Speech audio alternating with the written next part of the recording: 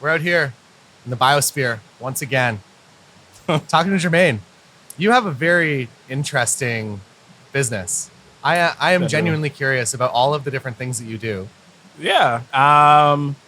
So I'm a luxury wedding photographer. I do portraits, maternity, headshots. I mean, anything with portraits except babies. I shoot sports for the NFL for the Chicago Bears. I do some work with the Kansas City Chiefs, New York Mets at times, and a lot of Big Ten football. Sometimes basketball. I started out with WNBA.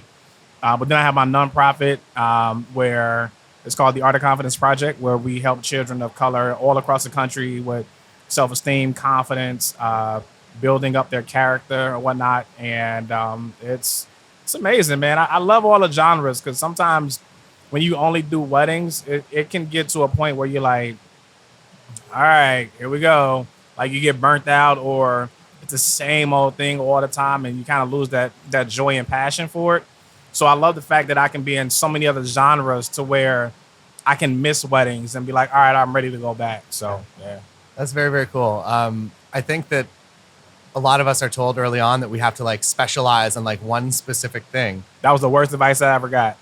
It was the worst advice I ever got. Somebody was like, hey, if you're gonna do weddings, do weddings. If you're gonna do portraits, do portraits. Master that, stick with it. That's your niche. Don't go outside of that. And I was just like, okay, when I first heard that, and I was like, all right, I focused on weddings, and I was like, I kind of want to do other stuff, because then you limit your income, and I love my money. So I'm like, yeah, that was the worst advice. I was like, that was shit advice. I was like, yeah, I don't, yeah. Talk us through like the first, how did you get into wedding photography? How did you get into photography in general?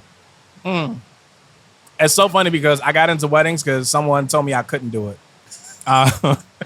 I was literally chasing a photographer to pay him to take photos of my daughter. And I'm reaching out, and the guy just never picks up the phone. He's like, oh, I'm busy, I'll get back to you. And I'm like, after like 3 attempts, I'm like, I should have to beg somebody to take my money, right? And so I decided I would go to Best Buy. I bought me, that time I was a Nikon shooter.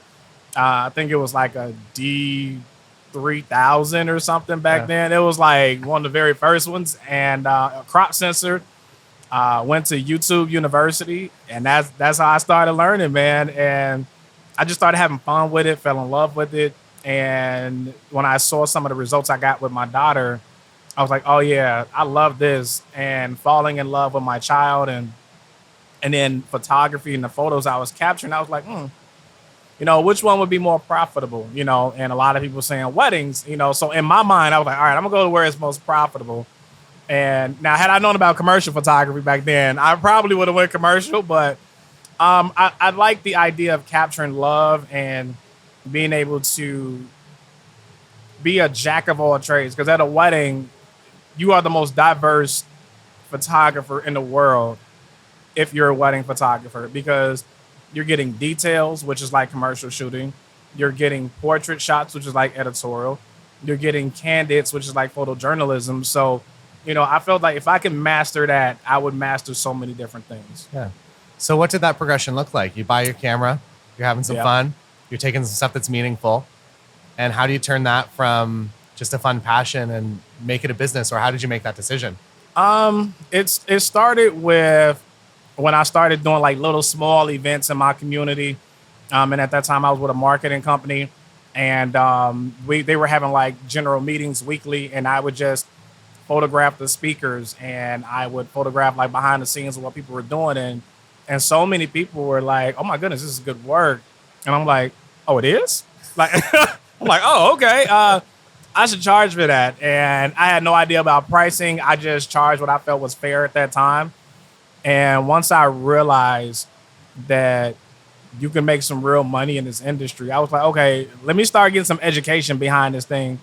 One of the things I did was I got with one of the wedding planners, and a local wedding planner, and she kind of took me under her wing, and I was booking weddings left and right. But, at that price point, you probably expect to book a lot of weddings. At that time, I think it was like $1,200 or something like that. It wasn't a lot of money. But for me at that time, it was a lot of money because I'm like, wow, I never made like $1,200 all at one time, for a wedding, and then have a wedding the next day, make the same amount of money. And at the time it was paying bills, So once I understood, like, okay, there's more to this, because not only are you shooting a wedding, you got to go back home and edit it, which takes time away from kids, your family, and other things of that nature. The things that you love to do. Like, I'm a gamer, so I love being on my PS5 gaming. And it's like, yeah, I don't want to be doing all this editing. I kind of want to, be with my kids gaming. So, but once I figured out the business side of it, how to make money, how to use systems, everything just started to click at that moment. And everything just ascended from there, from starting off at $1,200 to earning high six-figure income in wedding photography. Yeah. Was there a moment, was there the kind of that light bulb moment in the business side of your wedding photography, or just your photography business, that really went off, that changed a lot? It was when I saw that wedding photographers were getting paid like $10,000, $15,000 for weddings. I was like, wait, what? Like, how are they doing this? And you don't know until you go to an actual conference. But I feel like conferences are good, but I love workshops, because workshops are a little bit more detailed and in-depth. And in that process of being able to meet with individuals one-on-one, you understand the nuances of, okay, this is the reason why we charge this amount of money, because we offer this, and this, not just because, we're just going to charge an exuberant amount of money. It just makes sense, because of the gear that they're having, the post-production that's required with that, the experience that they give with that. So all of these things combined, it's like, okay, I get it. So you're providing something that other people usually aren't, to justify the reason why they get the money they do. So I was like, let me step my experience game up and offer that to my clients. And first you have to have a mindset shift. Once you have a mindset shift and having the mindset, okay, I'm an entrepreneur and I'm a business, then certain conversations start to become mundane, to where you're like, all right, in my business practice, I know I'm going to stand fast at my pricing. I'm not going to negotiate, because I know my worth. Or I understand that not only do I have to pay myself, but I have a team that I need to pay. So I need to put my price set here, then educate my customers and my clients and let them know the experience you're getting is you're getting someone that's well-rounded, but then has an entire team. So our margin of error for a day is going to be slim to none. So you're safe assured to know you're hiring a professional. And it's so different using a word professional in our industry, because there's a lot of wedding photographers, but it's different when you're a professional wedding photographer. Yeah. What does the early stages, when you're shooting those $1,200 weddings, it's scary to start stepping up your prices. What did that kind of time period look like for you, and how did you go about doing that? I was terrified, man. I even raised it at $2,000 at that time, because I was booking like, it was like continuous, but I understood the reason why was because people were like, you were cheap, at that time. And I didn't know my worth at that time. I just felt like I was being fair, because I didn't know everything about wedding photography. I didn't know all the details of shooting a wedding. I knew what I knew of from YouTube and from going to certain conferences, but it's the things that you learn through experience that you're like, oh yeah, I probably should have waited for that, but deciding to go up in pricing was figuring out the gear that I was paying for at the time, the CRMs that I was using, the apps that I was using to get our clients through funnels, or even having a second shooter, making sure that they're paid adequately. Even the subscriptions that you use, your Photoshops, your Lightrooms, that package, along with, because we were offering video, the Adobe Premiere, like all. So when you start adding all of this stuff on, and you're only charging $1,200 for a wedding, it's like, wait, I'm left with almost nothing. So it's like, all right, let me go ahead and adjust accordingly. And then is when you go into classes, because a lot of people like to go into photography with these classes of, let me see how you pose. How do you do lighting? How do you do light and area? How do you get these vibrant colors? But most people don't want to go to the business side. And then once you start understanding pricing systems and key things, it's like your mind just expands and you realize the possibilities of what your business can become. Yeah. I think that's really cool. I think that I wouldn't say it's polarizing, but people either come into the industry as an artist and they want to retain that artistic integrity, or they come into it from more of a business mindset. And it's so hard to kind of bridge between the two. I know that, I don't know if this resonates with you at all, but I feel like I have, because I am so deep into the business side, that I have lost a little bit of the artistry. And that's a weird thing that I have to deal with. And it's like I have to actively put more of my time and effort into making sure that I'm spending time developing those skills. Yeah. And that's been something that I don't know, because I came into it from a more of an artist side. Right. Were there any books or courses that you took specifically that were kind of key things for your business in terms of learning what you learned? Okay. So I promise I am not doing this for him, but there was there was a tutorial that you had on how to shoot weddings, photography, and video. Yeah. That took my business to the next level and allowed me to charge 50% more, and actually no, 65% more, because I was charging more for my time for shooting photo and for video, and then to understand how to be able to process that later and post and all these different things. I'm like, wait a minute. Oh, this is a game changer. So because sometimes people are booked that, like, they'll say, oh, we really like you, but we've already booked our photographer. So then it's like, okay, now I'm waiting on the next client to book me for photography. But here it is. Now I have the information on how to shoot video, and I could just shoot highlight films for clients and make money doing that. And I was like, oh, it was a no-brainer. And then when I started learning that, oh, Jermaine, you don't have to edit all your videos yourself. Like, you can get you an editor. Like, oh, what?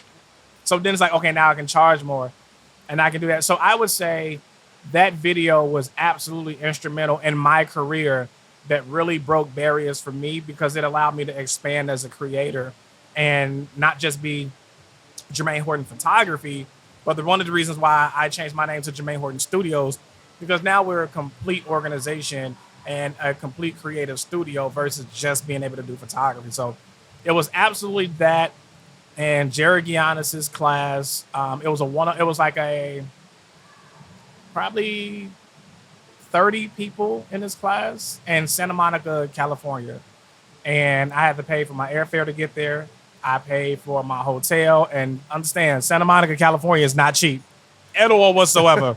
It is higher than giraffe coochie. Like, that thing is expensive. So, and then you still had to pay for the fee for Jerry for his class, but it was so worth the investment, because I learned how to pose. I learned how to use natural light. I learned how to use strobes. I learned how to use natural reflections.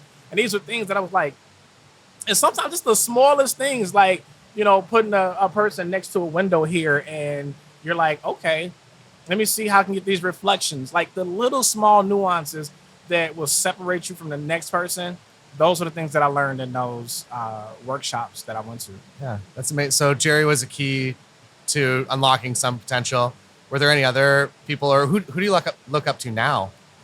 Man, I love the expression when they say your idols become your rivals. And I believe in it in a good way. Like, when I first got into the industry, it was Jerry Giannis, who I looked up to. It was people like Joshua Dwayne, Stan Lowe, who's a good friend of mine, Kareem from Ream Photography. It was, at that time, I forgot their names. It was a husband and wife team, Amy and something Demos or something like that. Yeah. Can't remember the names. I don't even think they're around anymore. But then it was like, all right, once I got to the level where I am today, now it became where Jerry invites me over to his home to stay over when I'm in Vegas, you know, to where we have a great relationship. And even now, I'll still go to one of his classes. It's never a thing of, even at the level that I'm at, that I know everything. You know, I will still go to the people that I looked up to. I will go to their class. I will pay $1,200 or $1,500, because I may know everything that they're talking about, but it may be one thing that they say that's like, oh, and you get that aha moment that takes your business from making. And I'll never forget, I went to a conference and I was like, I know all of this stuff, but I'm sure I'm gonna get something from it. And sure enough, it was one tad bit that took us from, you know, mid six figures to really high six figures, just adjusting one or two things.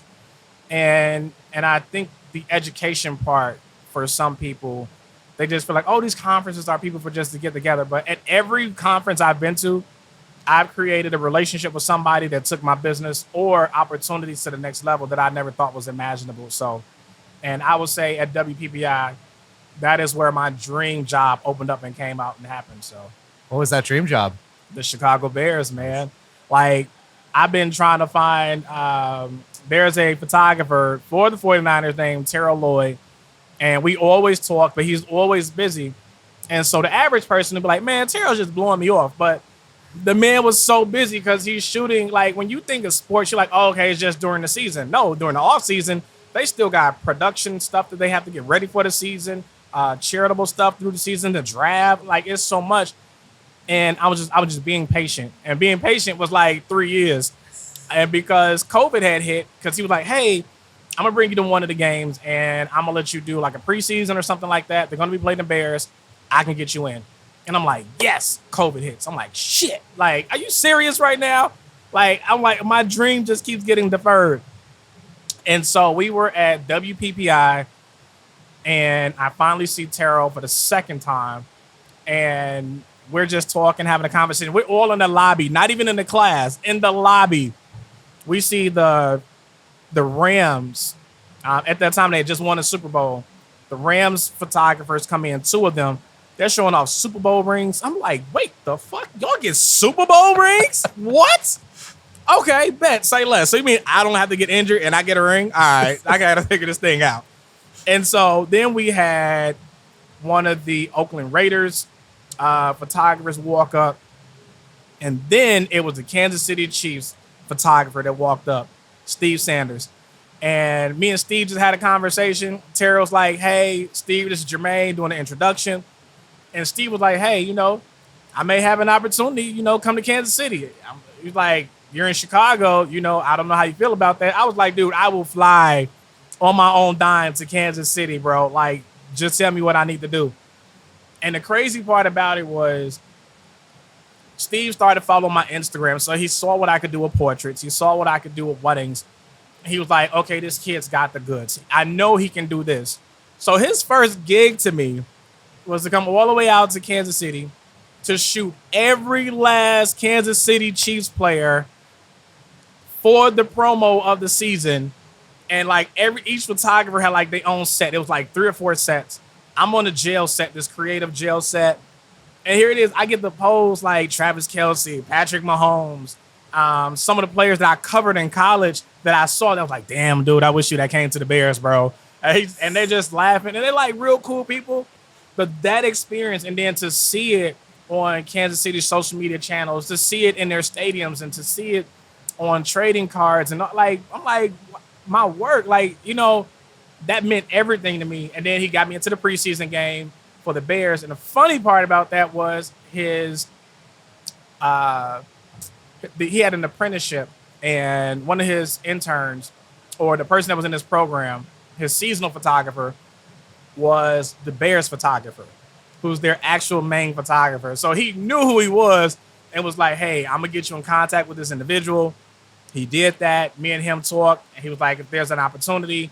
And I knew it was real because after that, the Bears asked for my background check.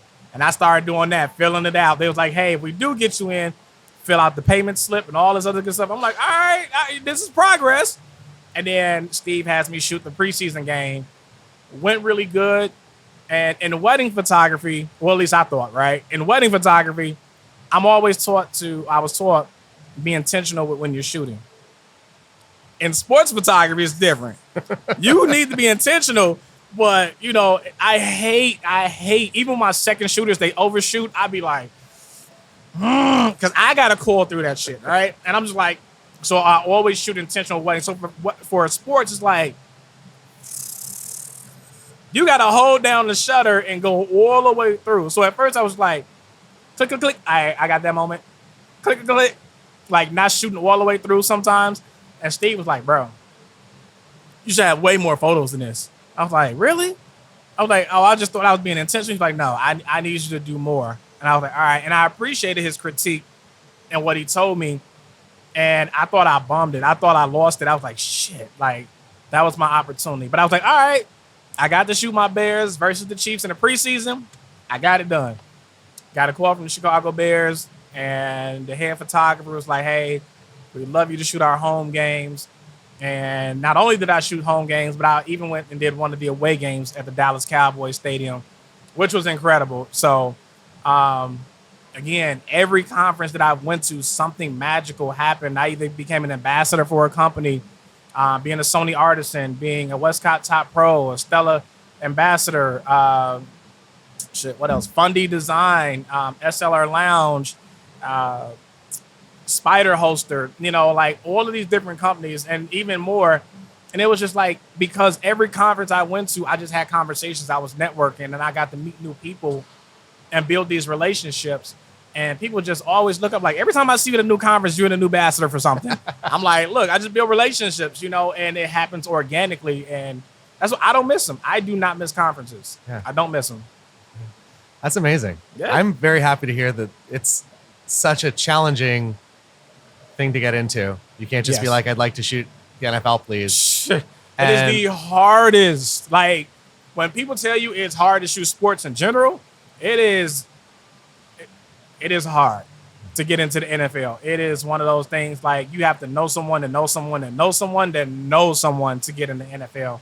Big Ten or like college, if you're with a company that's credentialed, they can get you credentialed sometimes. But even then, like, you got to do like high school or something to like build up your resume. And I didn't even do that. Like, I went straight to WNBA, like, and they were like, hey, I want you to go shoot the Sparks. It was the Sky and a Fever. And I would drive to Indianapolis for this opportunity. And that's when I met people like Cheyenne Parker. She plays for Atlanta now. But then she became one of my clients to do portraits and everything else. So it's like, oh, same thing with the Bears. I've had Bears players to come to my studio now doing maternity shoots. So it's like it all just comes together. That's amazing. It is. It's been an incredible journey, I think. Yeah. So I know that you do a lot of things even beyond what we've even talked about. Yeah. Do you want to talk a little bit about how you've taken what you've been doing in the wedding space and kind of parlayed that into even larger things? Yeah. I feel like weddings will prepare you for everything. If you know what you're doing with weddings, I'll say that. And I feel like weddings is like, you have to really focus. You have to be intentional. You have to be like a Swiss Army knife. And it applied to sports, because sometimes even at weddings, you'll see a moment and some people get caught up in the moment, but don't shoot through the moment, because even though that person was like smiling, you're like, oh, they're smiling, click, click, click. But now they go into that and that part, but then you miss that part and then you finally get this part. But that transition was so important. And it's the same thing with sports. Like, when you're shooting through, some people wait till he's like right here catching the ball. But then they're like, okay, I got him catching the ball. Boom, I got the shot. But if you keep following through, you'll see the catch with the ball. And then he'll do something like this and turn his head and give you this eye contact. And then the celebration afterwards, like, oh, I got the catch. But then they do something at the end when they like, first down. And you're like, oh, shit. Like, oh, I didn't know he was going to do that, And those are just things that you just learn through the process. But having my studio has been amazing. That opened it up. The income from my wedding photography helped me open the doors for my studio, to where I didn't have to ask other photographers, hey, can I use your studio? I have my own. And I feel like when you do good things come back to you. And I was able to get this amazing studio that's like 4,500 square feet for like a reasonable price, for like $2,000, along with utilities included. Damn. That has 25, 30-foot ceilings, that has windows. It's like 20 feet. Like, it's insane, man. And it wasn't nothing but the grace of God for me to find that somebody offered it to me. And they did a lot of the work out of their own pockets, and mine was kind of minimum. And it all comes from just trusting the process, but being intentional with your process. Each year laying out goals. All right, what are we doing this year? Like, I just turned 40 in May. Last May. I'll be 41 this year. I'm already trying to set my retirement plan. Like, I don't want to be that old dude at the weddings that's 70 years old that's, moving around like, because that's all I got, like I want to be the person that's in their 50s at the Bulls games every season sitting there because I have a team doing everything for me already. I have systems in place that allows me to enjoy my life. I don't want to work to live. You know what I'm saying? I don't want to, I always feel like if you love what you do, you'll never work a day in your life. But sometimes we end up working to make a living when really I just want to live, and live life, So I love that I'm a season ticket holder for my Bulls. I'm a season ticket holder for my Bears. And all that comes from the business, and it's still strategic because I take clients or potential clients to the game, or sometimes I'll run a special like, hey, if any of my clients, I'm going to put you in this pool. If anybody pays full price, up front, and because sometimes I want certain things, and I'm like, what's the quickest way for me to get this new furniture in my studio? I don't want to charge the credit card. All right, bet. All right, I'm going to offer some Bulls tickets that you get to hang out with me, you and your significant other at the game, and I'll put you in a pool of 5 people. So you 5 people pay your entire balance in full, and you're going to go into this pot, and I'll do it live. And I don't even do it with all of, everyone else. I'll just do it with those 5 and pick their name randomly out of hat. And they're like, oh, but then what I will do is for the others, because they don't think they get nothing. They're like, dang it. Well, we did pair wedding off. That's fine and cool. But then I'll give them like a free print. Free print is not going to cost me anything. But to them, it means everything because the markup price. So those are just little things I learned that kind of expanded the business. Yeah. Very cool. We'll start to wrap up. Any suggestions for somebody that's getting into the industry right now and they're maybe at that kind of tipping point where maybe they're not working for their ideal clients yet and maybe they're a little discouraged? What would you tell somebody in that space? I would say if you are in a place where you feel that you are not where you want to be, go hang with people that are where you want to be. I tell people you are the sum of your friends. If you hang around 4 broke people, chances are you're going to be the 5th one. But if you hang around 4 successful people, chances are you'll be the 5th. So your network is your net worth.